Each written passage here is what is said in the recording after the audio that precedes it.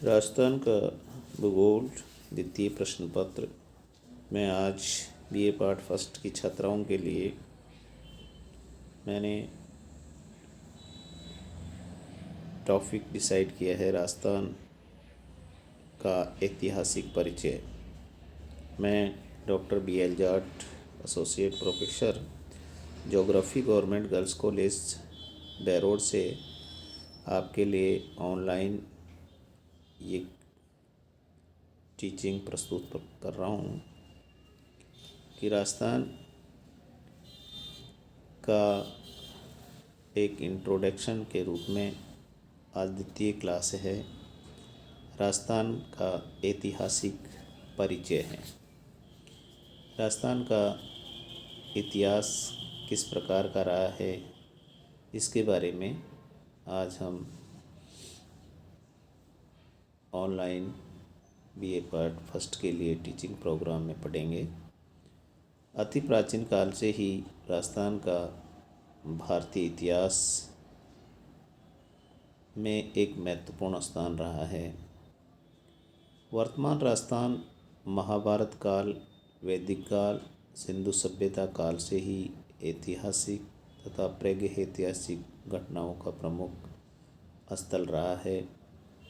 आद्य एवं प्रागैतिहासिक काल में भी राजस्थान की विलुप्त नदियों जैसे सरस्वती और दमयंती के कांठों में मानवीय जीवन हिलोरे मार रहा था और उसने हड़प्पा कालीन सभ्यता से भी कहीं पहले सभ्यता की नींव रखी थी। प्रस्तर धातु युग में सिंधु सभ्यता के समकक्ष कालीबंगा, आहाड़, बैराट आदि क्षेत्रों में सभ्यता का विकास हुआ। वैदिक काल की पवित्र नदियों सरस्वती, शतुर्थ, दुष्यति एवं चक्रवती आदि तथा सिंधु व गंगा ने मिलकर समकालीन संस्कृति पर विशिष्ट एवं अमिट प्रभाव डाला है। उत्तर पुराण काल में निरंतर शुष्कता में वृद्धि, नदियों में जल स्तर गिरने से सतुदु के पश्चिम की ओर मुड़ने से ये प्रदेश धीरे धीरे निर्जन, शुष्क एवं अल्प विकसित बनता गया। संस्मरण रहे कि वर्तमान में भी अनेक प्रमाण सिंधुकालीन एवं महाभारतकालीन सभ्यता के इस राज्य में मिल रहे हैं, जैसे कालीबंगा, राजमहल, आहाड़, बारहोडोली आदि। आर्यों के आगमन के बाद मत्स्य एवं मालव जनपदों की स्थापना हुई। कालांतर में इस मरुभूमि क्षेत्र में राजपूतों ने अपने कुलीन राज्यों की स्थापना की। पृथ्वीराज के काल तक पूर्वी राजस्थान में अनेक स्थानों पर राजपूतों ने अपना वर्चस्व स्थापित करना प्रारंभ किया था। इसी समय शक, हूण, यनु आदि के उत्तरी पश्चिमी भाग भारत पर निरंतर आक्रमण होने से वहाँ के शासक या राजपूत शांति से रहने के लिए राज्य के अर्ध शुष्क एवं पहाड़ी प्रदेश में आकर बस गए। राजपूत रियासतों के कारण अंततः वह एक राजपूतों का निवास कहलाया। राजस्थान एक ऐतिहासिक काल में भी दानवीरता, शूरवीरता, स्वामी भक्ति आदि के लिए निरंतर प्रसिद्ध बना रहा। पृथ्वीराज चौहान, महाराणा सांगा प्रताप, दुर्गादास, अमर सिंह राठौर, पन्नाधाय, पद्मावती, सवाई मानसिंह आदि ने इस राज्य का नाम विशेष रूप से गौरवान्वित किया है। राज्य के ऐतिहासिक स्वरूप को निरंतर गतिशील एवं व्यवस्थित रूप से वहाँ के राजाओं और शूरवीरों ने बनाए रखा। 1192 ईस्वी में पृथ्वीराज चौहान के पराजय के साथ ही राजस्थान में मुस्लिम सत्ता की स्थापना एवं प्रसार शुरू हो गया। राजपूत शासकों और सामंतों ने बार बार मुसलमानों की सत्ता को उखाड़ फेंकने का प्रयास किया, परंतु आपसी सहयोग के अभाव में वे अपने ध्येय में सफल नहीं हो पाए। खिलजी साम्राज्य के पतन के बाद वे पुनः उठ खड़े हुए और राणा कुंभा तथा राणा सांगा के नेतृत्व में अपने सर्वोच्चता को स्थापित करने के प्रयास में लग गए, परंतु खानवा के युद्ध में उनका स्वप्न टूट गया। बाबर के नेतृत्व में भारत में मुगल साम्राज्य की स्थापना हो गई।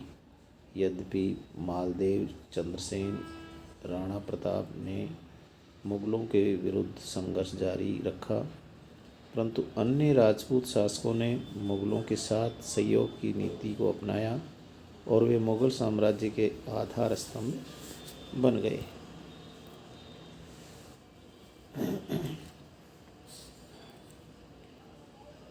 विवश होकर के राजपूत शासकों ने विशेष संरक्षण स्वीकार कर लिया।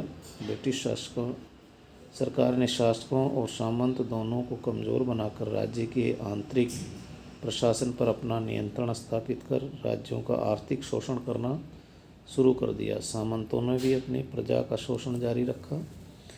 विवश होकर प्रजा को आंदोलन करना पड़ा और अंत में राज्यों में उत्तरदायी शासन की स्थापना हुई और वर्तमान एकीकृत राजस्थान अस्तित्व में आया।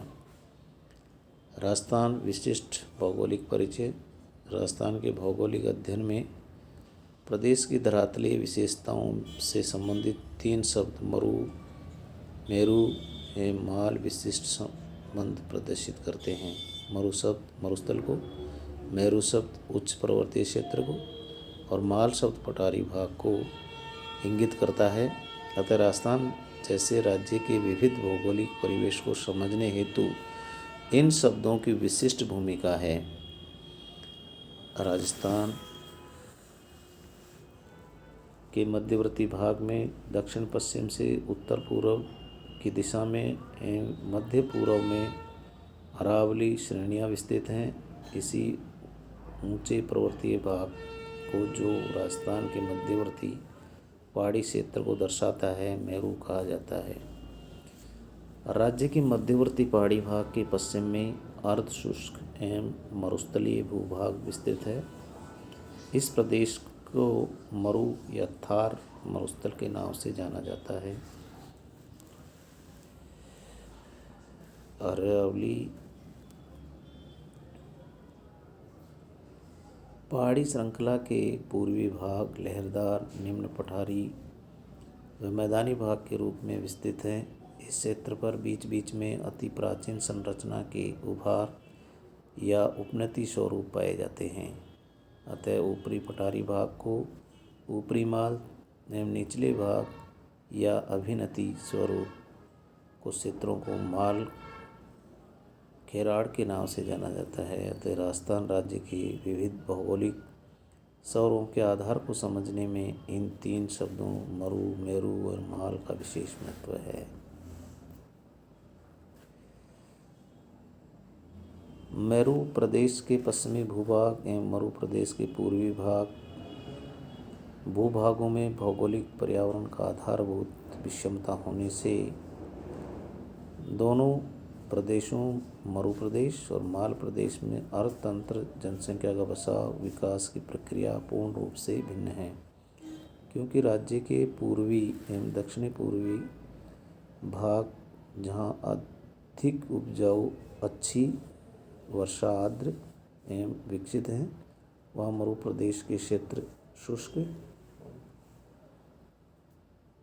व विशेष उष्ण जलवायु वाले, कम वर्षा, पशुपालन एवं जल की उपलब्धता से प्रभावित हैं।